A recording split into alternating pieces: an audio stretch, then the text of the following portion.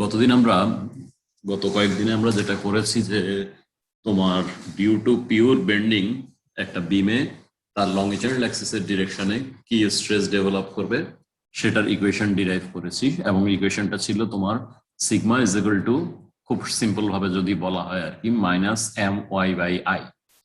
শুধু minus M Y by I বলে আমরা আসলে পার করতে পারি তখনই যখন একটা অ্যাক্সিসের অ্যাবাউটে বেন্ডিং থাকে, তখন আমাদের আসলে কোনো সমস্যা হয় না। নেক্সট টার্মে গিয়ে আমরা যেটা দেখবো, আসলে একটা অ্যাক্সিসের অ্যাবাউটে বেন্ডিং হবে এটা তো বলা যায় না।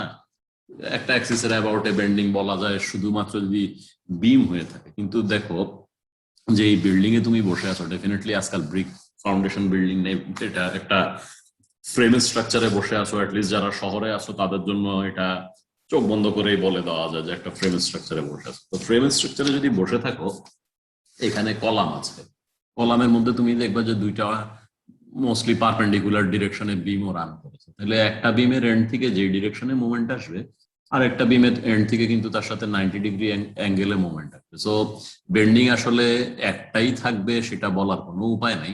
এটা দুই ডিরেকশনে থাকতে পারে, 90 ডিগ্রি অ্যাঙ্গেলে থাকতে পারে, depending on orientation of beams at plane. এটা 90 ডিগ্রি নাও হতে পারে, অন্য কোনো অ্যাঙ্গেলেও থাকতে পারে।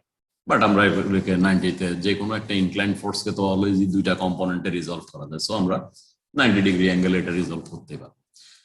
তাহলে আগামী টার্মে গিয়ে আমরা আসলে দেখবো যে আসলে sigma is equal to minus M Y by I না বলে আমরা যদি প্রেজেন্টলি এটাকে বলি sigma X is equal to minus M Z by I Z into Y, তাহলে আমাদের জন্য অঙ্ক করায় অনেক সুবিধা হবে। তো তুমি এখন এটাকে আমি যেভাবে ক্লাসে পড়িয়েছি, sigma X is equal to minus M Z by I Z পুরাটার সাথে ওয়াই গুণ, সেইভাবে যদি করো আগামী টার্মের জন্য সুবিধা হবে। এই টার্মে হয়তো খুব একটা কিছু আসবে যাবে না। এনিওয়ে, এখন আমরা যেটা দেখেছিলাম এরপরে এই ফর্মুলার কিভাবে এম ক্যালকুলেট করতে হয় সেটা আমরা shear force, axial force, bending moment diagram যেটা চ্যাপ্টার ছিল, প্রথমে আমরা অ্যাক্সিয়াল ফোর্স ড্র করতাম যদি হরাইজন্টাল লোড থাকে, শিয়ার ফোর্স তো আসবেই ভার্টিক্যাল লোড থাকলে, এবং বেন্ডিং মোমেন্ট তো আসবেই বিমের, যেহেতু একটা ইলাস্টিক বিম। অ্যান্ড এটার জন্য আমরা ড্র করা শিখেছি যে কোনো জায়গায় আমরা আসলে মুভমেন্ট বের করতে পারি। So sigma is equal to minus M Y by I এর এমটা আমরা বের করতে পারি। ফার্স্ট ইয়ারে আমরা ডিফারেন্ট টাইপ অফ ক্রস সেকশনের কিভাবে ইনার্শিয়া বাইর করা হয় সেটা দেখে এসেছি। ইনার্শিয়া বাইর করতে গেলে প্রথমে আমাদেরকে সেন্ট্রয়েডাল অ্যাক্সিসও বের করতে হয়, সেটাও আমরা দেখে এসেছি। সো এগুলো আমাদের জানা আছে যে কিভাবে বের করতে হয়। এরপরে আমরা যেটা করেছি গত কয়েকটা ক্লাসে, এটাও রিভিউ করে ফেলেছি যে কিভাবে আই বের করতে হয়। যেমন রেক্টেঙ্গুলার সেকশনের জন্য আমরা বলেছিলাম যে বিএইচ কিউব বাই 12 সেন্ট্রয়েড থাকে যদি রেক্টেঙ্গুলার সেকশন হয় তার এইচ বাই 2-তে, এবং অ্যাক্সিস ঘুরে গেলে কি হবে সেটাও আমরা ডিসকাস করেছি। তো এবং ওয়াইটা কি আমরা দেখেছিলাম যে আসলে আমরা বলেছিলাম যে ওয়াই আমরা মেজার করব নিউট্রাল অ্যাক্সিস থেকে। নিউট্রাল অ্যাক্সিস কি বা নিউট্রাল সারফেস কি, এটা সম্বন্ধে আমাদের বিস্তারিত আলোচনা হয়েছে।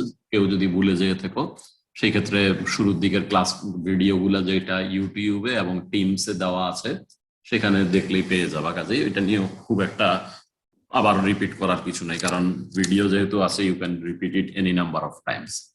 এখন আমরা দেখেছিলাম যে আসলে নিউট্রাল অ্যাক্সিস, সেন্ট্রয়েডাল অ্যাক্সিস, সেজন্য আমরা বলেছিলাম সিজি যদি আমরা লোকেট করতে পারি তাহলে যেই পয়েন্টের স্ট্রেস চাই সেই পয়েন্টের স্ট্রেস সিজি থেকে আমরা বের করতে পারবো। সো আমরা এরপরে কয়েকটা অঙ্কও দেখেছিলাম কিভাবে আমরা sigma is equal to minus M Y by I দিয়ে বিভিন্ন পয়েন্টে স্ট্রেস বের করতে পারি। সো এতটুকু আমাদের হয়ে গেছে। এরপরে আমরা গতকাল বলেছিলাম যে আসলে সবসময় যে ম্যাটেরিয়াল একটা ক্রস সেকশনের সবকিছু যে হোমোজিনিয়াস আইসোট্রপিক হবে এটা নাও হতে পারে। ফর এক্সাম্পল, ছবিতে ডান দিকে একটা ফিগার দেখা যাইতেছে, উপরে দেখো উডের হ্যাশ দেওয়া আছে, নিচে প্যারালাল কতগুলো হ্যাশ দেওয়া আছে, সেটা হচ্ছে স্টিলের জিনিস, ঠিক আছে। তো এখন এরকম যখন কম্পোজিট মেম্বার চলে আসে তখন কি করা যায়, কি করতে হবে সেটা নিয়ে আমরা দেখবো আর কি। তাহলে কিভাবে করব সেটা আসলে কিছু লজিক সেট করলেই বোঝা যাবে যে কিভাবে করা যায়। আমাদের জানা আছে যে ধরো এই ডান দিকে যে সেকশনটা ছবিতে আছে এখন এটাতে কি হবে, এটারও একটা নিউট্রাল অ্যাক্সিস কোথাও থাকবে। সে আমি এখানে যেটা একটা নিউট্রাল অ্যাক্সিস দেখিয়েছি বাম দিকের ছবিতে, এরকম কিছু একটা নিউট্রাল অ্যাক্সিস তার থাকবে আর কি। সো এরকম মনে করো কোথাও একটা নিউট্রাল অ্যাক্সিস আছে, যেটা হলো এই নিউট্রাল অ্যাক্সিসটা। এখন যেহেতু তোমার ডিফরমেশন প্যাটার্নটা লিনিয়ার হতে হবে। লিনিয়ার না হলে কি হবে দেখো, আমরা যদি এটার মধ্যে বেন্ডিং মোমেন্ট দেই, তোমার উপরের টিম্বার যদি এক ধরনের এই এই পার্টে যদি উপরের এই পার্টে যদি এক ধরনের ডিফরমেশন হয়, আর নিচের পার্ট যেটা সেটাতে যদি আরেক ধরনের ডিফরমেশন হয়, কি ঘটবে? দুইটার ইন্টারসেকশন যেই জায়গায় বা যে দুইটা যেখানে কানেক্টেড আছে সেখানে কি ঘটবে? সেখানে তো এটা স্লিপ করে যাবে, তাই না? এই জায়গাটায় কি হবে? দুইটা যদি দুই রকম ডিফর্ম করে এই জায়গা বরাবর তারা আলাদা হয়ে যাবে। সো আমার যদি একটা বিম হয়ে থাকে, সে যদি একটা বিম হিসাবেই কাজ করতে হয়, তাহলে এই জায়গায় স্লিপ করতে পারবে না। তার মানে সামহাও এটাকে জোড়া দেওয়া আছে আমাদের এখানে। এটা নেইলিং করে তলার থেকে হোক বা গ্লু দিয়ে হোক, হোয়াট এভার মেকানিজম, সেটা করে এটা এই দুইটাকে আটকানো থাকতে হবে।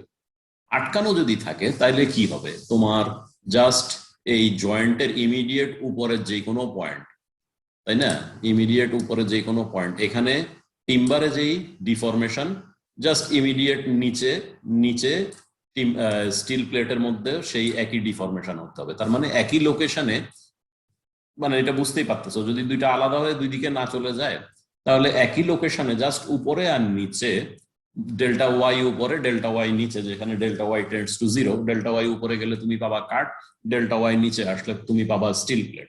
তাহলে একই বডি হিসাবে যদি এক না করে, তাহলে দুইটার ডিফরমেশন সেম, তাহলে delta delta U divide by delta X same. তার মানে একই লোকেশনে স্ট্রেন গুলা সেম আর কি। ঠিক আছে, তাহলে আমরা যদি স্ট্রেন ডায়াগ্রামের দিকে এবার তাকাই, খেয়াল করো, আমরা সেটাই এঁকেছি ক্লাস শুরু হওয়ার আগে। এখানে দেখো, এই বিমের ডেপথ হচ্ছে এখান থেকে শুরু করে এই পর্যন্ত, এবং যেহেতু ডিফরমেশন লিনিয়ারলি ভ্যারি করবে, কাজেই স্ট্রেন গুলাও delta U divide by delta X সমান এপসাইলন এক্স এরকম লিনিয়ারলি ভ্যারি করবে। ধরে নিলাম যে এটা হচ্ছে নিউট্রাল অ্যাক্সিস সামওয়্যার হিয়ার। এটা আমরা ক্যালকুলেট করবো যেভাবেই হোক পারি পরে। তাহলে এই নিউট্রাল অ্যাক্সিসের উপরে কি হবে? যদি পজিটিভ মোমেন্ট হয়ে থাকে, আমরা সবসময় আসলে পজিটিভ নিয়ে আলাপ করি, নেগেটিভ হলে নেগেটিভ সাইন আসবে। তাহলে পজিটিভ মোমেন্ট হলে তোমার মনে করো এটা কম্প্রেসিভ ছোট হয়েছে, এবং লিনিয়ারলি ছোট হওয়াটা এখানে জিরো হয়েছে, এরপর এটা লম্বা হয়েছে। তাহলে স্ট্রেন প্যাটার্নটা এরকম হবে। এখন দেখো, আমাদের আরেকটা হুকস ল জানা আছে। আমরা জানি যে sigma is equal to E epsilon. আগের বার কি হয়েছিল? যখন তোমার একই ম্যাটেরিয়ালের সেকশন ছিল, উপরে যেই ম্যাটেরিয়াল নিচেও সেই একই ম্যাটেরিয়াল ছিল, কাজেই আগে যেটা হয়েছিল sigma is equal to E epsilon করা মাত্র, ই যেহেতু আরেকটা কনস্ট্যান্ট, এপসাইলন যেহেতু উপর থেকে নিচ পর্যন্ত একটা স্ট্রেট লাইন ছিল এপসাইলন, সিগমাটাও আগে, নট ফর দিস কেস, আগে কি হয়েছিল? ই দিয়ে গুণ করে এরকম একটা আরেকটা স্ট্রেট লাইনে পরিণত হয়েছিল। কিন্তু এখন দেখো, এখানে ফর দিস প্রেজেন্ট কেস উপরে কি আছে? উপরে আছে উড, এটার ই হবে কম, নিচে আছে স্টিল, এটার ই হবে বেশি। তাহলে এখান থেকে এই পর্যন্ত ভ্যারিয়েশনটা ই দিয়ে, যখন আমি স্ট্রেনকে যখন উডের ই দিয়ে গুণ করব, এরকম কিছু একটা হলো। কিন্তু নিচে নামা মাত্র এইখানের স্ট্রেনকে যে ই দিয়ে গুণ করব, সেটা ফার হায়ার দেন উড, স্টিলের ই দিয়ে গুণ করব, সাথে সাথে এটা জাম্প করে ভ্যালুটা বেড়ে যাবে, এরকম হবে। সো কি দাঁড়াচ্ছে তাইলে? strain will be linear along the depth of the section, but কেন লিনিয়ার? কারণ তারে যদি একটা বডি হিসেবে থাকতে হয়, সে যদি ছুটে না যায়, সেই ক্ষেত্রে স্ট্রেনের লিনিয়ার কেন হয় সেটা আমরা আগেই ক্লাসগুলোতে দেখেছি। বাট এখন আবার যেটা বুঝলাম, যে যেহেতু ডিফারেন্ট ম্যাটেরিয়াল হয়ে গেছে, ই এর ভ্যালু চেঞ্জ হচ্ছে, সাথে সাথে আমরা বুঝলাম যে যেখানে যেই জায়গায় ই এর ভ্যালু বেশি সেখানে জাম্প করে বাড়বে, অথবা আমি নিচের থেকে যদি দেখি ই এর value com, all of a sudden এই ভ্যালুটা ড্রাস্টিক্যালি রিডিউসড হয়ে যাবে, এই ভ্যালু থেকে এই ভ্যালুতে নিয়ে আসবে। তাহলে এখন আমরা এটা সলভ করবো কিভাবে? খেয়াল করে দেখো, একই এরিয়ায় এটা যদি টিম্বারের হতো, তাহলে ফোর্স ডেভেলপ করতো কি? এই স্ট্রেস টাইমস এই এরিয়া। আর এখন কি হবে? স্টিল হওয়াতে এই স্ট্রেস টাইম সেম এরিয়া। তাহলে চেঞ্জটা কোথায়? এরিয়া রিমেইনিং দ্য সেম, তোমার এরিয়া রিমেইনস দ্য সেম, কিন্তু কি হচ্ছে? তোমার ইয়েটা বেড়ে যাচ্ছে, স্ট্রেস ভ্যালুটা বেড়ে যাচ্ছে। তার মানে যদি আমি এখন দেখি, এটাকে গুণ করতে হবে এই স্ট্রেস যেটা আছে, বা আমি যেটা আঁকতেছি, এই স্ট্রেসকে আমি নিচের যেই এরিয়াটা আগে দেখিয়েছিলাম, এরিয়াটা যদি আমরা আবারও আঁকি, এই এরিয়া দিয়ে গুণ করতে হবে ফোর্সটা বের করার জন্য। আর আগের কেসে আমরা কি করেছিলাম? আগের কেসে আমরা যেটা করেছিলাম সেটা হলো যে স্ট্রেসটা দেখি এইরকম আসতো, তাই না? সরি, এটা না, এই আসতো। ঠিক আছে, তাহলে এখন পার্থক্যটা তাহলে অ্যাকোমোডেট করবো কিভাবে? দেখো, এরিয়াটারে সামহাও যদি আমি কনসিডারেশনে নিয়ে আসতে পারি তাইলেই কিন্তু ঝামেলা মিটে যায়। মনে করো আমি চাই আসলে আমার অঙ্কের পারপাসে আমি আইদার এটা ইউজ করতে চাই অথবা স্টিলের রেসপেক্টে যেটা আসে সেটা ইউজ করতে চাই, তাহলে অ্যাডজাস্টমেন্ট কোথায়? অ্যাডজাস্টমেন্টটা হলো এরিয়ার উপরে। তাহলে এরিয়াটারে কি করতে হবে? এই স্টিল এরিয়ারে আমি যেটা করতে পারি যে টিম্বার এরিয়া বলতে পারি, ঠিক আছে? টিম্বার এরিয়া বললে এখন মিলবে কিভাবে, that is the question. Timber area বললে দেখো বাঁয়ের ছবির দিকে খেয়াল করো, আমি এরিয়াটা যদি বাড়িয়ে দিই এইভাবে বাড়িয়ে দেই, কি রেশিওতে বাড়াতে হবে, ফোর্সটা কিভাবে বাড়ছে সেটা আমরা যদি একটু বোঝার চেষ্টা করি। Sigma is equal to E epsilon, epsilon remains the same for timber and steel. তাহলে চেঞ্জটা হয়েছে কোথায়? ই তে। তাহলে ফোর্স বাড়তেছে কিসের রেশিওতে? ই এর রেশিওতে বেড়ে যাচ্ছে। তাহলে আমরা যদি নিচের স্টিল এরিয়াটারে ই এর রেশিওতে বাড়িয়ে দিতে পারি তাহলে কিন্তু আমরা sigma is equal to E epsilon for timber যেটা উপর থেকে নিচ পর্যন্ত আছে সেটা সেটা ধরেই আমরা হিসাবটা করতে পারবো, প্রোভাইডেড এই এরিয়াটা বাড়িয়ে দিই। আদার ওয়ে অ্যারাউন্ড হলো কি, আমরা স্টিলেরটা ইউজ করতে চাই। স্টিলেরটা যদি ইউজ করতে চাই, দেখো আমি যদি রিড্র করি, অরিজিনাল ছিল মনে কর,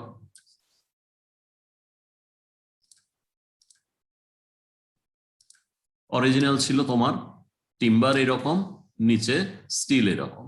এখন আমার হঠাৎ মনে হলো যে খামাখা আমি বড় করতে চাই না ছোট করতে চাই, তাহলে কি হবে? আমি যেটা করব সেটা হলো টিম্বারটাকে ইকুইভ্যালেন্ট স্টিল এরিয়ায় পরিণত করতে পারি, হয়তো এরকম কিছু হইলো আর কি। সেই ক্ষেত্রে আমি স্টিলের স্ট্রেস দিয়ে হিসাব করলেই হলো। সো কারেকশনটা বা কারেকশন না বলে রাদার আই শুড সে যে মডিফিকেশনটা কিভাবে করব, এরিয়াটাকে আমরা ম্যানিপুলেট করব তার হাইট চেঞ্জ না করে, ঠিক আছে? হাইট চেঞ্জ না করে হরাইজন্টালি মডিফিকেশনের সুযোগটা আমরা গ্রহণ করব, যাতে হাইট চেঞ্জ করলে তো আইটাই এগুলো সব কিউবিক পাওয়ারে বদল হয়ে যাবে, সেজন্য আমরা হাইট চেঞ্জ করবো না আর কি।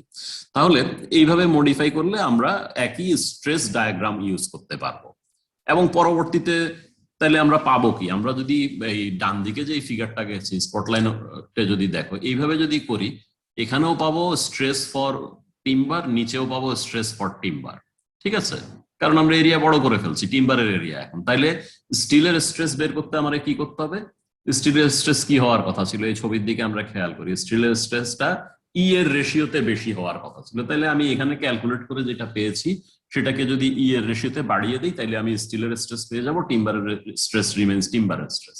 আর আমি যদি এই মেথডে যাই যে স্টিলটাকে আনচেঞ্জ রেখে টিম্বারটাকে অ্যাডজাস্ট করে স্টিল বানিয়েছি, কি হবে তাহলে? এখন যে স্ট্রেসটা পাবো আমি sigma is equal to E epsilon থেকে পুরাটাই স্টিলের, কিন্তু কিন্তু স্টিলের স্ট্রেস তো বেশি, অ্যাকচুয়ালি টিম্বারে হবে কম। তাহলে এই জায়গায় কি হবে?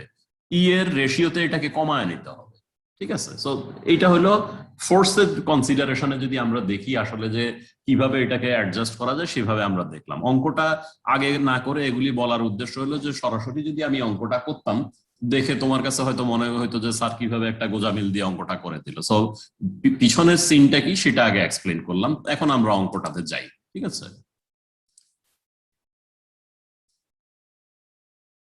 দেখো অঙ্কে কি বলা হয়েছে এবার সেটা খেয়াল করো। অঙ্কে বলা হয়েছে তোমার একটা কম্পোজিট ক্রস সেকশনাল ডাইমেনশন দেখানো আছে ফিগার 17 এর এতে। তাহলে ডাইমেনশন গুলো কি? আপার পার্ট হচ্ছে 150/250। তোমাদেরকে আমি গতদিনও বলেছি, অনওয়ার্ডসও এই কথাটা সবসময় মনে রাখবা যে বিমের ডাইমেনশন যখন বলা হয় B/H, তার মানে প্রথম ডাইমেনশনটা হবে হরাইজন্টাল ডাইমেনশন, দ্বিতীয় ডাইমেনশনটা হবে ভার্টিক্যাল ডাইমেনশন। তাহলে যে বিমটা নিয়ে আমরা আলাপ করছি সেটার হরাইজন্টাল ডাইমেনশন 150 এবং তার হাইট হচ্ছে 250। তাহলে এই হলো বলা হয়েছে উডের জন্য কি ই এর ভ্যালু দেওয়া আছে, সাবস্ক্রিপ্ট ডাব্লিউ ইউজ করা হয়েছে উড বলে 10 জিপিএ। সো উপরে যে পার্টটুকু আছে এর ই হচ্ছে 10 জিপিএ, লোয়ার পার্ট কি 10/150, ঠিক আছে? এখন দেখো এই এই এই জায়গাটা নট কারেক্ট, ঠিক আছে? এটা হলো 150/10, ঠিক আছে? সো ডোন্ট গেট কনফিউজড আর কি, ঠিক আছে? এটা হবে 150/10। প্লেট বলে এইভাবে বলা আছে, বিম হিসেবে যদি বলতাম আমরা বলতাম 150/10। এটা যেহেতু একটা স্ট্র্যাপ বলার সময় আবার P/B বলা হয়, ঠিক আছে? তোমার প্লেটের ডাইমেনশনের কথা যদি চিন্তা করো, মানে ডোন্ট গেট কনফিউজ বিটুইন একটা প্লেট অর একটা বিম। আমরা যখন বিমের ডাইমেনশন বলি তখন বলবো যে B/H, তার মানে horizontal dimension by vertical dimension. আর এটা যদি একটা প্লেট হয়ে থাকে, সে তোমার টেবিলের টপটার কথা চিন্তা করো বা তোমার হাতের মোবাইলটার কথা চিন্তা করো, তখন আমরা বলি T by B, thickness by width, তখন ডাইমেনশনটা ওইভাবে বলা হয়। সেই জন্যই বইতে আবার দেওয়া আছে 10/150 মিলিমিটার স্ট্র্যাপ, ঠিক আছে? সেটা কিসের বলা আছে? স্টিল। এবং এটা ইও দেওয়া আছে, সাবস্ক্রিপ্টটা খেয়াল করো, ইএস 200 জিপিএ। এখন বলা হয়েছে কি, the beam is subjected to a bending moment of 30 kilonewton meter about the horizontal axis। এটাতে এটাতে তোমার maximum tensile and compressive stress কি হবে স্টিল এবং উডে। এখন দেখো বেন্ডিং মোমেন্টটা জাস্ট বলা আছে কি হরাইজন্টাল অ্যাক্সিস এর অ্যাবাউট, এটা প্লাস মাইনাস কিছু বলা নাই, ঠিক আছে? বলা হয় নাই যে কি ধরনের ইয়ে দিবে। যদি কিছু না বলা থাকে, পজিটিভ বা নেগেটিভ বেন্ডিং মোমেন্ট যদি কিছু না বলে, সেই ক্ষেত্রে আমরা ধরে নিব এটা পজিটিভ বেন্ডিং মোমেন্ট, ঠিক আছে? সো একটা বিমে পজিটিভ বেন্ডিং মোমেন্ট হলে কি রকম হয়? এরকম হয়। আর এটা যদি বিমটা হয়ে থাকে আর কি, ঠিক আছে? আর সেই বিমে যদি বলা হয় যে নেগেটিভ বেন্ডিং মোমেন্ট, সেই ক্ষেত্রে বেন্ডিং মোমেন্টটা হয় এরকম, ঠিক আছে? অ্যাবসলিউটলি যদি কিছু না বলা হয়, আমরা কি করব? আমরা ধরে নিব যে এটা পজিটিভ বেন্ডিং মোমেন্ট। সো আমরা ধরে নিলাম আপাতত এটা পজিটিভ বেন্ডিং মোমেন্ট। এখন কিভাবে কাজটা করব? দেখো, আমরা অলরেডি বইয়ের যে জিনিসটা এখানে করা হয়েছে সেটা আলাপ করে ফেলছি, ঠিক আছে? আমরা বুঝতেছি যে এরকম একটা স্ট্রেইন প্যাটার্ন ডেভেলপ করবে, যেহেতু এই জায়গায় সে ছুটে যায় নাই, কাজে জাস্ট এই জয়েন্টের ইমিডিয়েট উপরে যে strain delta Y tends to জিরোতে যে strain, plus delta Y tends to জিরোতে যে strain, minus delta Y tends to জিরোতে সেই একই স্ট্রেইন। সো এই জায়গায় স্ট্রেইন লিনিয়ারলি ভ্যারি করতে থাকবে। কিন্তু আসলে আসলে কি হবে? স্ট্রেসটা যেহেতু এখানে sigma is equal to E epsilon, এই জায়গায় জাম্প করে স্ট্রেসটা বেড়ে যাবে বা ফোর্সটা বেড়ে যাবে আর কি। তাহলে কনসিডারেশনে আমাদের কি করতে হবে? আমরা দেখি যে কি দেওয়া আছে, ই গুলা কত। ই গুলা দেখো, একটা হলো 200, একটা হলো 10। তাহলে কি রেশিওতে বাড়বে? এটা এখানে 10 গুণ স্ট্রেস বেড়ে যাবে, তাই 20 গুণ স্ট্রেস বাড়বে, 20/10 আর কি। তাহলে ই এর রেশিও হচ্ছে 20, তাহলে 20 গুণ বেড়ে যাবে। তাইলে একটা পথ হলো যে পুরাটাকে আমি যদি টিম্বার হিসাবে কনসিডার করি, নিচের যে উইডটা ছিল, প্লেটের যে উইড, সেটাকে আমি 20 দিয়ে গুণ করে নিতে পারি। সো 150 ইন্টু 20, তাহলে পুরাটা টিম্বার হয়ে গেল। আরেকটা ওয়ে হইলো যে আমার এত বড় ডাইমেনশন দেখতে ভালো লাগতেছে না, আমি ছোট করে দেখতে চাচ্ছি, সেই ক্ষেত্রে আমি কি করব? এটাকে 20 দিয়ে ভাগ করব, 150/20। তাহলে আইদার অফ দিস সেকশন, এটা কি হবে? এটা হচ্ছে এইটার তোমার বাঁয়ে যেটা আছে সেটার ইকুইভ্যালেন্ট, এটা হচ্ছে ইকুইভ্যালেন্ট টিম্বারের সেকশন। আর এটা কি হচ্ছে? এটা হচ্ছে প্রথম ফিগারের ইকুইভ্যালেন্ট কিসের? তোমার স্টিলের সেকশন। যেটা তোমার পছন্দ সেটা দিয়েই তুমি করতে পারো, এটা কোনো ইস্যু না। যেটা দিয়েই করো না কেন, আমরা যে মেথডটা ডিসকাস করেছিলাম সেই অনুযায়ী যদি আমরা প্রসিড করি, সেই ক্ষেত্রে আমরা প্রথম যে ফিগারটা দেওয়া আছে সেটার জন্য স্ট্রেস বের করতে পারবো। তার মানে কি? তার মানে হলো যে আমরা যদি তোমার এই মেথডে আগাই, প্রথমটাতে আগাই, এটাতে করলে সব জায়গায় আমি টিম্বারের স্ট্রেস পেয়ে যাবো। সো আসলে এখানে আছে আমার স্টিল। টিম্বারের স্ট্রেস চেয়ে আমরা জানি স্টিলের স্ট্রেস কত গুণ হবে? 200/10। তাহলে এখানে যে স্ট্রেসটা আমরা পাবো ফ্রম টিম্বার কনসিডারেশন, এই লেভেলে 20 দিয়ে গুণ করলে স্টিলের স্ট্রেসটা পেয়ে যাবে। আর এইভাবে যদি করি, নিচের স্ট্রেস স্টিলেরই পাবো, নিচে স্টিলই আছে, কোনো সমস্যা নেই। উপরে কিসের পাবো? স্টিলের পাবো। কিন্তু আমরা জানি যে এখানে আছে টিম্বারের স্ট্রেসটা কত হবে? 1/20 টাইমস অফ স্টিল হবে। কাজেই স্টিল ধরে করলে যে এটা পাবো, সেটা টিম্বারে কনভার্ট করার জন্য 1/20 দিয়ে গুণ করে দিলেই হবে। সো আমরা দেখি যে কোনো একটা করলেই হলো, অ্যাজ লং অ্যাজ আমরা বুঝতে পারি যে কি হয়েছে। তাহলে মনে করো আমরা সে প্রথম ফিগারটা যদি নিয়ে থাকি, দেখি আমরা বইয়েরটা প্রথম ফিগার ধরে করা না কি করা। প্রথম ফিগারটা যদি নাও, আমি ওয়াই বার বের করতে হবে। আমার লাগবে কি? Sigma is equal to minus M Z by I Z into distance from the neutral axis. মনে করো যে নিউট্রাল অ্যাক্সিস সামওয়্যার হিয়ার আছে, ঠিক আছে? তাহলে এখানে যদি থাকে আমার কি করতে হবে? এটার জন্য ওয়াই বার বের করি। প্রথম ফিগারের জন্য কি হবে? Sum of A I Y I divide by sum of A I. তাহলে কয়টা এরিয়া আছে? একটা, আর একটা দুইটা। তাহলে প্রথমটার জন্য কত? তোমার এরিয়া হলো, এই ডাইমেনশন কত? 3000 mm, আর এই ডেপথটা হচ্ছে 10 mm, তাহলে 3000 ইন্টু 10 ইন্টু 5, এই যদি একদম লোয়ার ফাইবার থেকে আমি এই লেভেল থেকে যদি আমি সেন্ট্রয়েডটা বের করার চেষ্টা করি, তাহলে প্রথম এরিয়া হলো 3000 ইন্টু 10 ইন্টু এটার অর্ধেক 5, তাহলে দেখো কি লেখা আছে, 3000, আচ্ছা এখানে একবারে এ ওয়াই বারে গেছে বোধহয়, এনিওয়ে খাতা নাও, খাতা নিয়ে লেখো, আমি যেভাবে বলি লেখো, ঠিক আছে? তাহলে উপরে লেখলা কি তুমি, একটা দাগ দাও এরকম যে ওয়াই বার সমান কত লিখবা। প্রথমটা হলো এখানে লেখো a1y1 plus a2y2 divide by a1 plus a2, তাহলে 3000 ইন্টু 10 ইন্টু 5, তলার থেকে সেন্ট্রয়েডটা আছে 5 উপরে। তারপরে সেকেন্ড এরিয়াটা লেখো, কি হবে সেকেন্ড এরিয়াটা আছে কত, এরিয়াটার ভ্যালু প্রথমে আমরা লিখি 150 ইন্টু 250, তাহলে প্লাস 150 ইন্টু 250। এখন বলো এইটা সেন্ট্রয়েড কোথায় আছে এই লাইনের রেসপেক্টে, এই লাইনের রেসপেক্টে সেকেন্ড এরিয়াটা সেন্ট্রয়েড কোথায় আছে, সেকেন্ড এরিয়াটা একটা রেক্টেঙ্গুলার সেকশন, কাজেই এই জায়গা থেকে আছে কত উপরে, 250/2 উপরে, আর এই ডিস্টেন্সটা কত 10, তাইলে ব্র্যাকেটের ভিতরে কি দিতে হবে 10 প্লাস 250/2, আর নিচে লিখবা কি 3000 ইন্টু 10 প্লাস 150 ইন্টু 250, তাহলে ক্যালকুলেট করে আমাকে বলো কত আসলো, দ্রুত করো, এগুলি ফার্স্ট ইয়ারের জিনিস, এগুলির পিছনে এত সময় নষ্ট করার কারণ দেখি না আমি।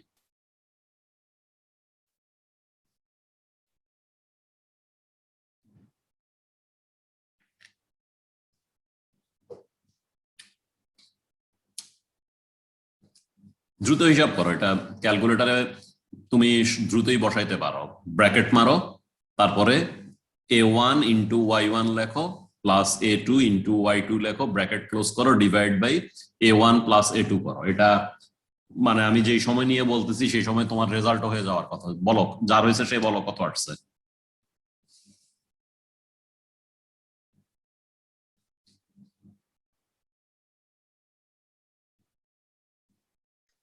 77.22। আচ্ছা তাহলে 77.22 একজন বললো আমাকে, আমরা দেখে আসি বইতে কত দেওয়া আছে। এখানেও দেখতে পাইতেছি 77, বইতে ক্যালকুলেট করে কত লেখা হয়েছে, আচ্ছা বইতে ফ্রম টপ লেখা হয়েছে, ইট ডাজন্ট ম্যাটার, টপ থেকে হইলে তুমি বটম থেকেও বের করতে পারো, কারণ দুইটার যোগফল আমাদের কত জানা আছে, দুইটার যোগফল হলো 250 প্লাস 10, তাহলে 260 হলো টোটালটা, এখান থেকে টপের থেকে যেহেতু দেওয়া আছে 183, তুমি 260 থেকে 183 বিয়োগ করলেও 77ই পাও। সো তোমার যেটা আসছে, এখন শুনো একটা কথা বলি, খাতায় কিছু অদ্ভুত জিনিস দেখি, এটা কখনো করবা না, আই ডোন্ট এক্সপেক্ট যে আমার ছাত্ররা ইরেশনালি বিহেভ করবে। ছাত্র দুই একজনকে দেখা যায় লেখে 77.22195678910910 এরকম করে এক গাদা ডিজিট দেয়। ভবিষ্যতের একজন ইঞ্জিনিয়ার, তার তো বুঝতে হবে যে কোন জিনিসটা কি মিন করে। 77-এর পরে যদি আমি 8-9টা ডিজিট দেই আর 2টা ডিজিট দেই, পার্সেন্ট চেঞ্জ কত এটা আমার বুঝতে পারতে হবে, ঠিক আছে? কাজেই 77.22 লেখো, কোনো সমস্যা নাই, কিন্তু এখানে 77 লেখে যদি 7-8-9টা ডিজিট দাও, তখন তোমার চিন্তা করার ক্যাপাবিলিটি নিয়েই আমার প্রশ্ন আসবে। ডেফিনেটলি তুমি 2টা ডিজিট দিবা এখানে, আমি যেটা বলতেছি, কিন্তু এরপরে 10টা ডিজিট দিবা না, তখন আমার মাথায় সন্দেহ যেটা আসবে সেটা হলো যে তুমি সংখ্যার গুরুত্বই বুঝতেছো না। তোমার যদি হয় দশমিকের পরে 5টা শূন্য 1, তার তুমি লিখবা 10⁻⁻6, এটাকে যদি 0 করো ইট ইজ 100% এরর, কিন্তু 77-এর পরে যদি তুমি দশমিকের পরে 6 ঘর দাও, এটা একটা মিনিংলেস অ্যাকুরেসি, যেটা কোনো কাজে আসবে না আমাদের। সো 77.2223 যেটা আসছে সেটা ইউজ করবা। তাহলে এখন কাজ কি, আমার ফর্মুলা আছে -mz/iz * y, mz এর ভ্যালু দেওয়া আছে 30 কিলো নিউটন মিটার, ডেফিনেটলি আমাদের মনে আছে, আমরা কনসিস্টেন্ট ইউনিটে অঙ্ক করি এবং আমরা অলরেডি মিলিমিটারে অনেক কাজ শুরু করছি, কাজে এটাও আমরা জানি 30 ইন্টু কত 10⁶ নিউটন মিলিমিটার হবে। এখন লাগবে কি, এই লাইনের অ্যাবাউটে আইটা বের করতে হবে, আইটা বাইর হবে কার, আমরা কিন্তু টিম্বার ধরে করতেছি, কাজে ইকুইভ্যালেন্ট টিম্বারের আই বাইর হবে, ঠিক আছে? তাহলে আইটা বের করো, এটার জন্য কত, bh³/12 প্লাস, বইতে করুক বা না করুক, ad², ডিটা কত হবে দেখো, আমরা যদি ড্র করি, এইটার তলার পার্টটা সেন্ট্রয়েড আছে মাঝখানে, তাই না? তাহলে ডিটা হবে কত, 77 থেকে তুমি কত বিয়োগ করবা, 77 যাই থাকুক আর কি, সেটার থেকে বিয়োগ করবা এটার এই নিচেরটার অর্ধেক, তাই না? তার মানে কত, এটার অর্ধেক বিয়োগ করতে হবে। তাহলে এইটার জন্য চড়া পার্টটার জন্য 77.22 বা যেটা বলছিলে সেটা -5 হবে ডি। আর উপরেরটার জন্য কি হবে দেখো, উপরেরটা নিজস্ব সেন্টার ছিল এখানে, তাই না? সেটা কত, এটার অর্ধেক ছিল। তো এইটা হচ্ছে 125, ঠিক আছে? এটা হচ্ছে 125 আর এটা হচ্ছে তোমার কত বললা, 183 অর সামথিং। তাহলে 183 মাইনাস 125, অথবা তুমি যদি নিচের দিক থেকে দেখো, নিচের দিক থেকে এই সেন্টারটা ছিল কোথায়, 10 প্লাস 125 মানে 135-এ ছিল, আর এখন তোমার 77.2223 যেটা আসছে, তাহলে 135 মাইনাস সেটা। তাহলে দুইটার জন্যই ফর্মুলা কি, bh³/12 প্লাস এডি স্কোয়ার। তাহলে তুমি I1 এবং I2 বাইর করো অ্যাবাউট দা নিউট্রাল অ্যাক্সিস, তারপরে এখানে কি একটার সাথে আরেকটা যোগ আছে, তাহলে I1 প্লাস I2 করো, দ্রুত করো, করে আমাকে বলো যে কত আসলো। সেপারেটলি bh³/12 প্লাস এডি স্কোয়ার বের করবা, এবং যেহেতু আগে কোনো একটা অঙ্ক আমরা করছিলাম যে বড় একটা সেকশন এর মধ্যে একটা পার্ট ছিল না, কাজে সেখানে ছিল বিয়োগ, আর এখন কি দুইটা সেকশনের আই যোগ করতে হবে, কাজে এখন যোগ। কাজে ছবি দেখেই আমরা বুঝতে পারবো যে কখন যোগ কখন বিয়োগ। এই ছবি দেখে আমরা বুঝলাম যে দুইটা আই যোগ করতে হবে। তাহলে যোগ করে দ্রুত বলো কত আসবে।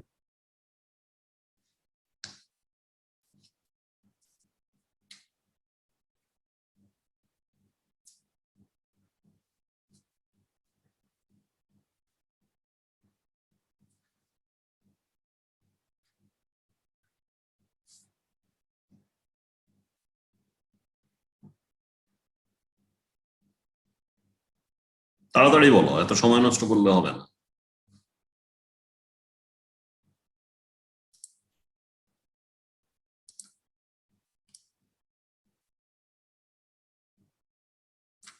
স্ক্রিনে আমরা যেটা দেখতেছি সেটা হলো বইতে যেভাবে করছে, টপের থেকে ধরে করছিল, তো সেই জন্য যে 183, but at the end of the day বিয়োগফল গুলো একই আসবে আর কি, ঠিক আছে? তো দেখো মিললো কিনা, 478 into 10⁶ millimetre to the power 4 IZ হলো কিনা দেখো।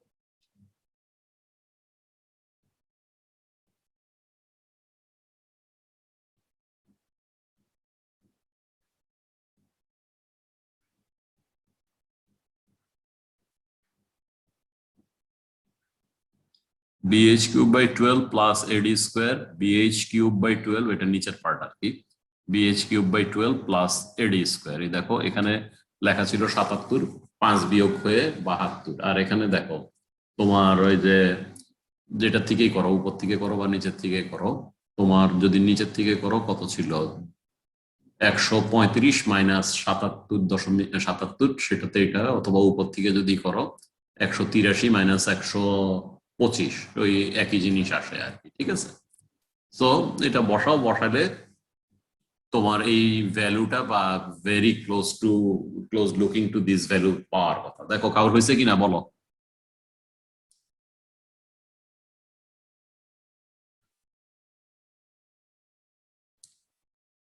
একজনেরও হয় নাই এখনো, এটা কি ধরনের কথা?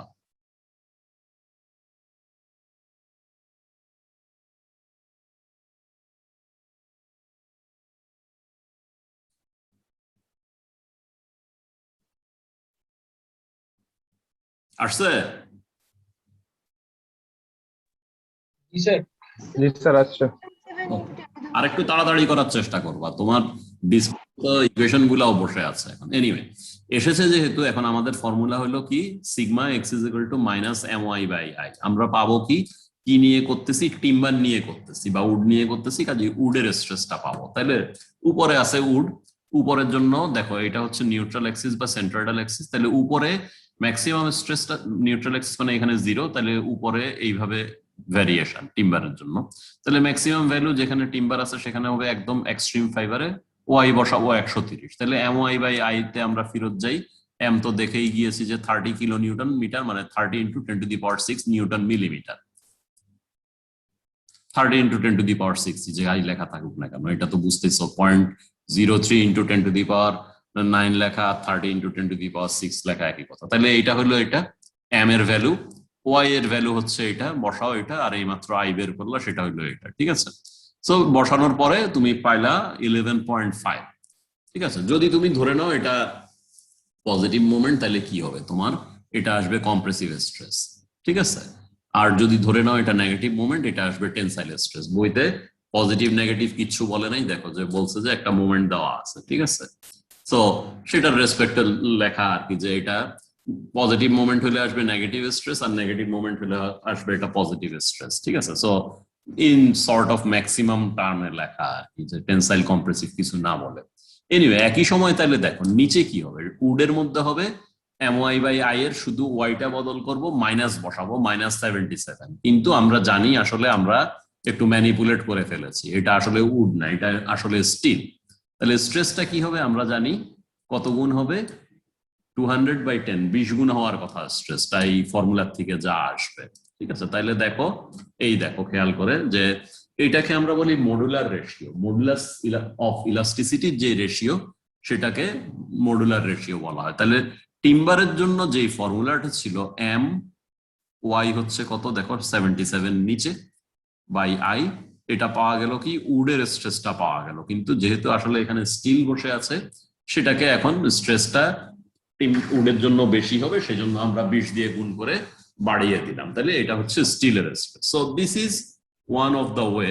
আদার ওয়ে অ্যারাউন্ড কি, পুরাটাকে যে দ্বিতীয় ছবির মতো স্টিলে কনভার্ট করা। এখানে যা করছো এক্স্যাক্টলি সেম কাজ, কাজে এটা আমরা আরেকবার রিপিট করব না, জাস্ট কুইকলি একটু ব্রাউজ করি।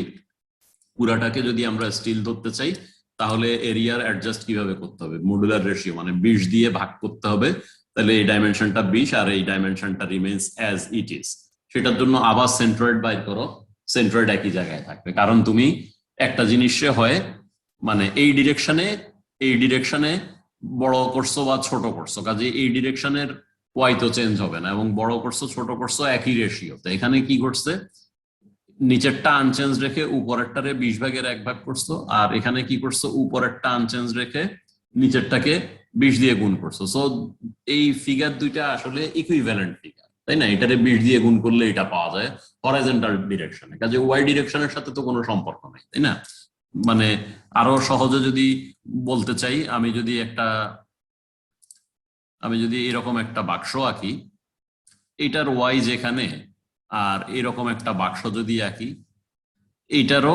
এইটারও তোমার ওয়াই একই জায়গায় থাকবে, সেন্ট্রয়েড একই লোকেশনে থাকবে এখান থেকে, তাই না? এই জায়গায় দুইটারই থাকবে সেম। সো 20 দিয়ে গুণ করছি না 20 দিয়ে ভাগ করছি, তাতে সেন্ট্রয়েডের লোকেশন চেঞ্জ হওয়ার কোনো কারণ নাই।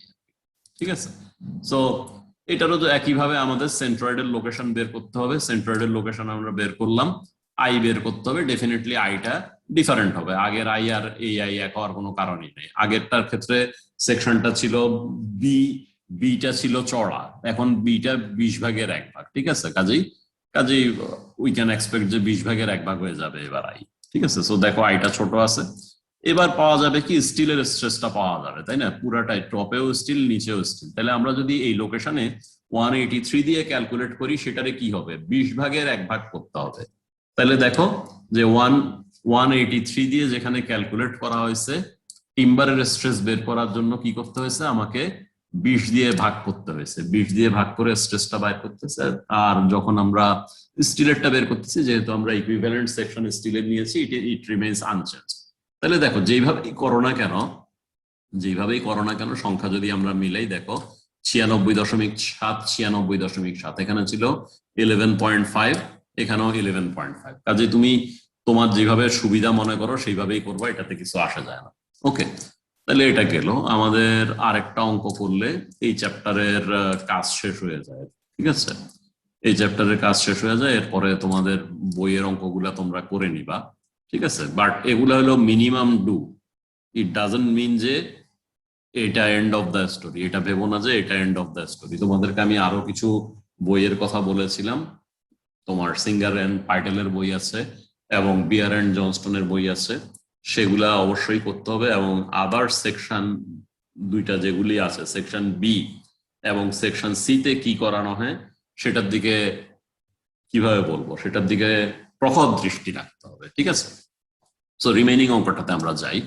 রিমেইনিং অঙ্কটাও একই ধরনের মেথড। দেখো রিমেনিং অঙ্কে কি বলা আছে দেখো, determine the maximum stress in the concrete and steel for a reinforce concrete beam section shown in figure এত। এগুলি তোমরা ভবিষ্যতে পাবা মানে থার্ড ইয়ারে গেলেই দেখতে পাবা যে ডিজাইনের কাজ শুরু হয়ে যাবে। যেহেতু আমরা এখনো অ্যানালাইসিস করা শিখতেছি, আমরা হয়তো ডিজাইন করতে পারতেছি না, কারণ অ্যানালাইসিস না শিখে তো ডিজাইন করা যাবে না। তো আমরা এখনো চেষ্টা করি কিভাবে shear force bending moment diagram বাইর করা হয়, কিভাবে সেন্ট্রয়েড বাইর করা হয়, কিভাবে ইনার্শিয়া বাইর করা হয়, এবং সেটার থেকে কিভাবে আলটিমেটলি বেন্ডিং স্ট্রেস বাইর করা হয়। এরপরের চ্যাপ্টারে আমরা দেখা শুরু করব কিভাবে শিয়ার স্ট্রেস বাইর করা হয়। আমরা স্ট্রেস গুলা বের করা শিখতেছি। ওয়ান্স আমাদের এগুলাতে আমরা সিদ্ধহস্ত হয়ে যাব, আমরা এরপরে সেটার এগেনস্টে ডিজাইন করা শুরু করব থার্ড ইয়ার থেকে। থার্ড ইয়ার ফোর্থ ইয়ারে আমরা এগুলা করা শুরু করব।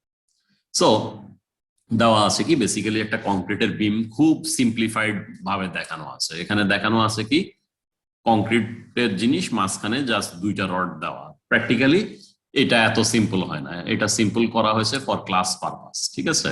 এই ক্লাস পারপাসে এগুলাকে সিম্পল করা হয়েছে। প্র্যাকটিক্যালি তোমার যেটা ঘটে, তোমার বিমের মধ্যে শুধু একদিকে রড থাকলে হয় না, এটা স্টিরাপ বলে একটা জিনিস থাকে। লাল বাক্স যেটা আঁকলাম এটাকে বলা হয় লাল বাক্সটা যেটা আর কি। সো এইটাকে বলা হয় স্টিরাপ, এবং উপরেও রিইনফোর্সমেন্ট থাকতে হয়, স্টিরাপকে ধরে রাখার জন্য রাখতে হয় আর কি, ঠিক আছে?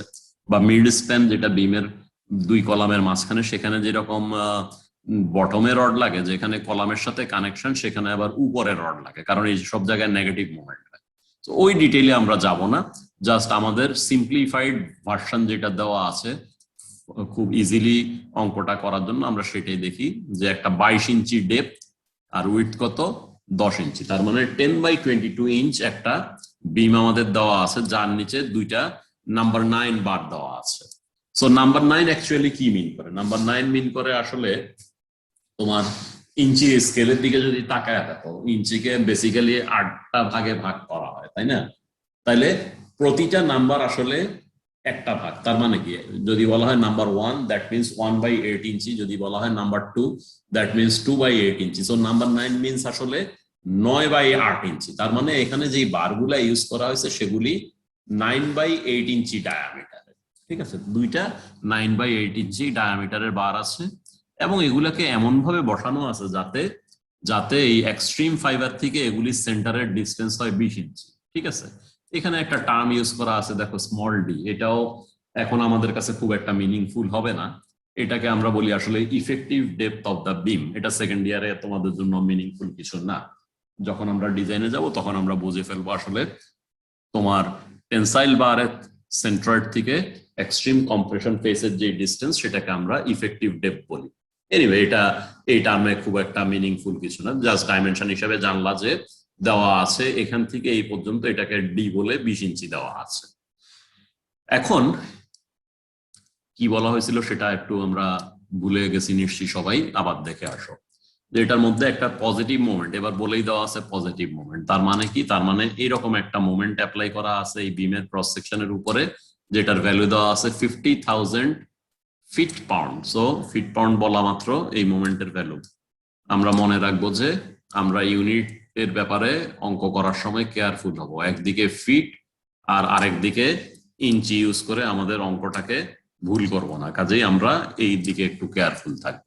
তাহলে এই পজিটিভ মোমেন্ট অ্যাপ্লাই করা হয়েছে, যেটা দেখে আসছি দুইটা নাম্বার 9 বার আছে, এবং নাম্বার 9 এর ব্যাখ্যা মুখে যেটা বললাম সেটা এখানে বলে দেওয়া আছে, এবং এগুলার এরিয়া কত হবে, ইন্ডিভিজুয়াল এরিয়া 1 ইঞ্চি স্কোয়ার বলা আছে। সো এগুলি এখানে হইলো 1 ইঞ্চি স্কোয়ার এরিয়া, আর এটারও হইলো 1 ইঞ্চি স্কোয়ার এরিয়া, সেটা বলা আছে। Assume ratio of E of the steel to that concrete is 15। তার মানে একটু আগে আমরা যেরকম একটা মডুলার রেশিও 20 দিয়ে অঙ্ক করছিলাম, এখন মডুলার রেশিও 15 বলে দেওয়া আছে। এখন আগের অঙ্কের সাথে এই অঙ্কের পার্থক্য কি সেটা আগে একটু বোঝা দরকার। আগের অঙ্ক ছিল কি? আগের অঙ্ক ছিল দেখো, এখানে একটা উপরে ছিল কি টিম্বারের পার্ট, নিচে ছিল কি একটা স্টিলের পার্ট, এবং এটা মনোলিথিক অ্যাকশনে ছিল, যেহেতু আদারওয়াইজ কিছু জানাও ছিল না, বলাও ছিল না, বা মুভমেন্টের ভ্যালু এমন ছিল যে এখানে স্লিপ করে ছুটে যাবে না, এর বাইরে আর এর কিছু করার নেই। বাট রিইনফোর্স কংক্রিটের ক্যারেক্টারটা একটু ডিফারেন্ট, সেটা আমরা ডিটেইলে না গেলেও জাস্ট একটু জেনে যাই যে এই ধরনের ক্রস সেকশন যেখানে স্টিল এবং কংক্রিট বসে থাকে, যেগুলি তুমি মাথার উপরে বা পায়ের নিচে দেখতে পাও আর কি, এগুলার একটু ডিফারেন্ট বিহেভিয়ার আছে। কংক্রিটের ব্যাপার হলো সে কম্প্রেশন দিলে সে নিতে পারে, কিন্তু টেনশন দিলে সে খুব একটা নিতে পারে না। মানে যদি চাপ দাও সে অনেক স্ট্রেস নিতে পারবে, কিন্তু যদি ধরে টান দাও খুব একটা স্ট্রেস সে নিতে পারে না। তার মানে টেনসাইল স্ট্রেস মানে with respect to compressive stress সে যেটাতে ফেল করবে অনেক লো আর কি, টেনশন ক্যাপাসিটি খুব লো। সেই জন্যই ইনফ্যাক্ট যে টেনশন নেওয়ার জন্য কংক্রিট সেকশনে এই রড গুলা অ্যাড করা হয় আর কি। তাহলে আমরা বুঝলাম কি, যখন এই মেম্বারের মধ্যে বেন্ডিং মোমেন্ট অ্যাপ্লাই করা হবে, এরকম একটা মোমেন্ট অ্যাপ্লাই করা হবে, তখন উপরে যেই পার্টটা আছে সে কম্প্রেশন নিবে, একটু বুঝে ফেললাম, এবং নিচে যেই পার্ট গুলা আছে তার মানে এই রড গুলা যারা আছে এরা টেনশন নিবে। ঠিক আছে, তাহলে এই মোমেন্টের জন্য সামওয়্যার একটা সেন্ট্রয়েডাল অ্যাক্সিস থাকবে, এবং সেই সেন্ট্রাল অ্যাক্সিস নিচে টেনশন ডেভেলপ করবে যেহেতু পজিটিভ মোমেন্ট, এবং উপরে যেখানেই কম্প্রেশন ডেভেলপ করুক না কেন সেটা কি হবে, ইকুয়াল হবে, এবং এই দুইটা মিলে টেনশন এবং কম্প্রেশনের ফোর্স থেকে তাদের মাঝে যেই মোমেন্টাম ডেভেলপ করবে সেটার থেকে এই 30,000 কি ছিল feet pound or whatever ছিল সেটাকে ব্যালেন্স করবে। তাহলে যেহেতু নিচে টেনশন আসতেছে, নিচে টেনশন আসলে যেহেতু কংক্রিটের টেনশন ক্যাপাসিটি কম, এটা একটা সার্টেন ডিস্টেন্স পর্যন্ত আসলে ক্র্যাক করে যাবে। তার মানে টেনশন সে নিতে পারে নাই, সে ফেটে গিয়েছে, শুধু টেনশনটা নিচ্ছে কে এখানে যেই দুইটা রড আছে নিচে সেই টেনশনটা নিবে, এবং কংক্রিট টেনশন নিতে পারে না। কারণ বুঝতে পারতেছো যে একটু আগেই আমরা দেখলাম যে তোমার মডুলাস অফ ইলাস্টিসিটি চেঞ্জ হওয়ার সাথে সাথে স্ট্রেসের পরিমাণ সিগনিফিকেন্টলি জাম্প করে, কাজেই নিচে স্ট্রেস অনেক বেশি থাকবে, কংক্রিট সেই স্ট্রেস নিতে পারবে না, কংক্রিট ক্র্যাক করে যাবে, এবং উপরে যেখানে সে কম্প্রেশন নেওয়ার কংক্রিট শুধু কম্প্রেশনটা নিবে। এটাই হলো আমাদের বেসিক অ্যাজাম্পশন এর ক্ষেত্রে। এটাই যদি হয়ে থাকে তাহলে কি ঘটবে? যেটা হয়ে থাকবে সেটা হলো যে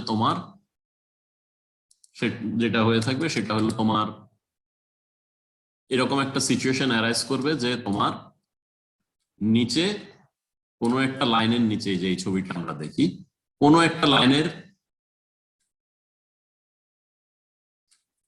লাইনের এই যে এই লাইনটার নিচে সব হবে টেনশন এই পর্যন্ত যতটুকু সেকশন এক্সিস্ট করে, আর সেই লাইনের উপরে হবে কম্প্রেশন যেই পর্যন্ত সেকশনটা এক্সিস্ট করে।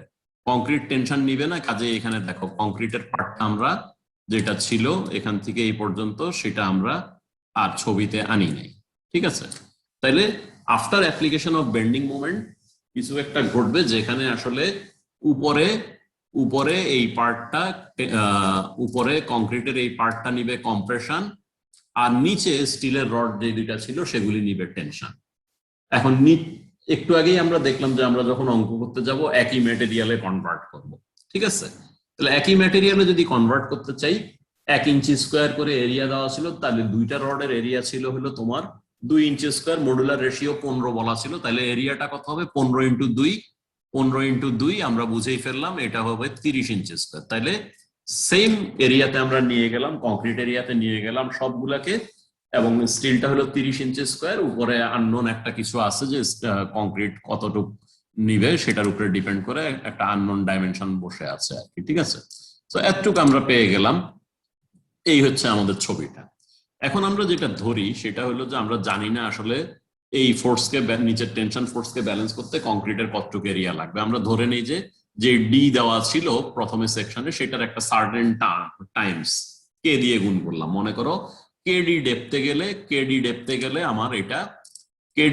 গেলে আমার ওই পরিমাণই কম্প্রেশন নেয় যেটা এই টেনশনকে ব্যালেন্স করতে পারে। ঠিক আছে, আইসোমেট্রিক ভিউতে যদি আমরা দেখি এতক্ষণ যেটা ডিসকাস করেছি সেটা হলো এরকম, এই যে দুইটা রড ছিল, এই দুইটা রডে টেনশন ডেভেলপ করবে, এবং কংক্রিট যেহেতু আমরা ধরে নিলাম যে টেনশন নিবে না, এটা ক্র্যাক করে গেল এই পর্যন্ত, এর উপরে তোমার sigma is equal to minus my by I অনুযায়ী যে লিনিয়ার ডিস্ট্রিবিউশন সেটা অনুযায়ী কম্প্রেশন হচ্ছে, এবং এই সি কম্প্রেশন ডেভেলপ করতেছে। এই দুইটা ইকুয়াল এন্ড অপোজিট হবে, মানে সি ইজ ইকুয়াল টু হবে কি টি এর সামেশনের সমান, এবং এই দুইটা যে মুভমেন্টটা ডেভেলপ করবে that will balance the applied movement of কত, এই যে 50,000 ফিট পাউন্ড যেটা। সো এই হচ্ছে আমাদের ছবিটা। তাহলে আমরা ধরে নিলাম যে এটা ডি এর একটা সার্টেন আদার কনস্ট্যান্ট কে দিয়ে গুণ করলে পাওয়া যায়। এখন সেটা যদি হয়ে থাকে উপরে কম্প্রেশন নিচে টেনশন, ঠিক আছে, তাহলে এখন আমারে বলো এটাতে কি হবে। তোমার এই ক্রস সেকশনের জন্য তোমার ফার্স্ট ইয়ারের কথা যদি মনে থাকে, আমি যদি বলি এটা আমার নিউট্রাল অ্যাক্সিস। নিউট্রাল অ্যাক্সিসের মানে কি? নিউট্রাল অ্যাক্সিসের এক সাইডে থাকবে কম্প্রেশন আর এক সাইডে থাকবে টেনশন। আবার নিউট্রাল অ্যাক্সিসকে আমরা দেখে আসছি কি আমাদের এই বেন্ডিং স্ট্রেসের ফর্মুলায় আমরা দেখে আসছি যে neutral axis is the centroidal Axis.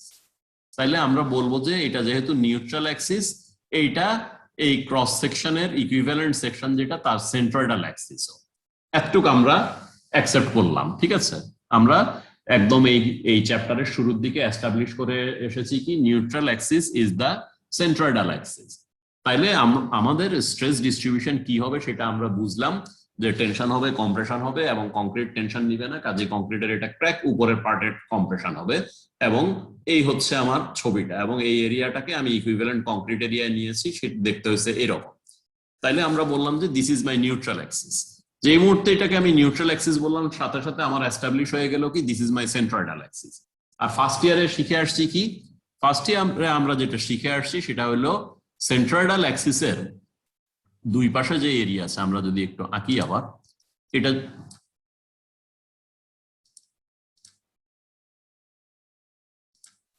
এটা যদি একটা এরিয়া হয় এবং তার সেন্ট্রয়েডাল অ্যাক্সিস যদি এখানে থাকে, সেন্ট্রয়েডাল অ্যাক্সিসের দুই পাশে কি হয়, এরিয়ার মোমেন্ট সমান থাকে। তাহলে এই অ্যাক্সিসের উপরে যে এরিয়া আছে, এই অ্যাক্সিসের অ্যাবাউটে যেই মোমেন্ট আসে, নিচে যে এরিয়া আছে সেটার মোমেন্টও এই অ্যাক্সিসের অ্যাবাউটে সেম হয়ে থাকবে।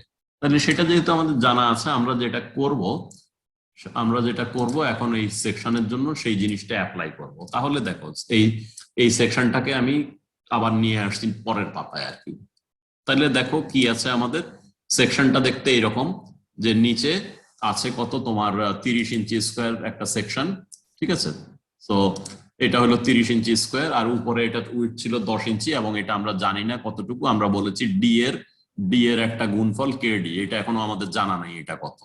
তাহলে এখান থেকে এটা সেন্টার ছিল 20 ইঞ্চি, তাহলে এটা এইটুকু যদি হয় কেডি, তাহলে এই ডিস্টেন্সটা কত হবে 20 মাইনাস কেডি। আমরা যদিও বইতে একবারে লিখে দিয়েছে অ্যান্সারটা 11.64, স্টিল উই ডোন্ট নো এটা কত, ঠিক আছে। তাহলে আমরা ছবিতে লিখবো কি, এটা লিখবো কেডি আর নিচে লিখবো 20 মাইনাস কেডি। তাহলে যেহেতু সেন্ট্রয়েডাল অ্যাক্সিসের দুই পাশে এরিয়ার মোমেন্ট সমান থাকে, এখন এই কথাটা আমরা অ্যাপ্লাই করে ফেলি। উপরের এরিয়াটা কত, 10 ইন্টু কেডি, তাহলে এই হলো এরিয়া। এটার সেন্ট্রয়েড কোথায় আছে, কেডি বাই 2, এই লাইনের থেকে কেডি বাই 2 দূরে।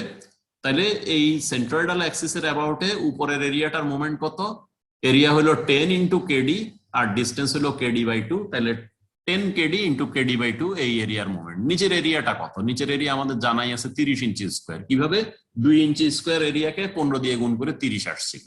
তাহলে এই হচ্ছে এরিয়া।